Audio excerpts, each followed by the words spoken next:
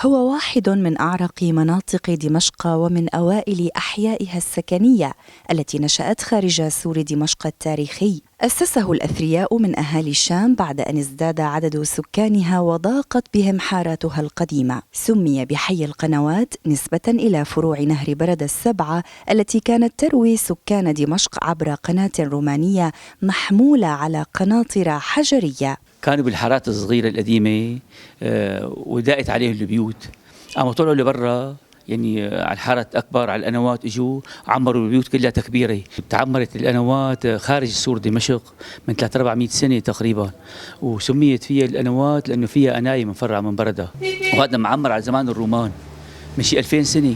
يمتد شارع القنوات من شارع خالد بن الوليد إلى باب الجابية، وقد تميز بحاراته ذات الأقواس التزيينية والأرضيات المرصوفة، كما تفردت أسواقه بطراز معماري مختلف عن الأسواق القديمة المسقوفة. يمتد تقريبا من منطقة نواحي شارع خالد بن الوليد إلى منطقة باب الجابية تقريبا، هي بالطول، وبالعرض لسه في توسع أكثر من هيك. طبعا هي بتشتهر الحارات القديمة بمنطقة القنوات، حارات كلها عليها أقواس بالبداية، وحتى في حارات فيها تعداد معين للأقواس، يعني الحارة فيها 7 أقواس، الحارة فيها قوسين، والأرض رصفة الأرض هي رصفة دمشق القديمة.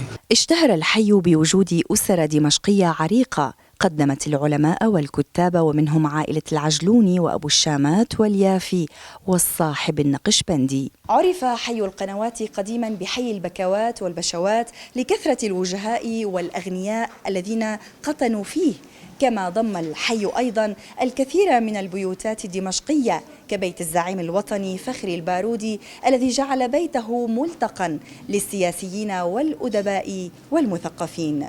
كما اشتهرت منطقة القنوات بالمطابع، ففيها أول مطبعة للناشر وجيه بيضون والتي سميت بابن زيدون. أهل الحي يعني بيشتهروا بطيبتهم، والدمشقيين الأصليين كانوا هون كلهم أبطال.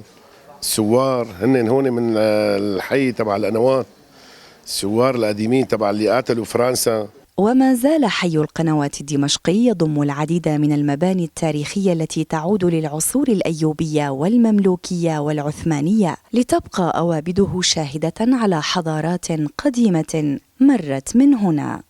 لارا نخال، دمشق، الاتجاه.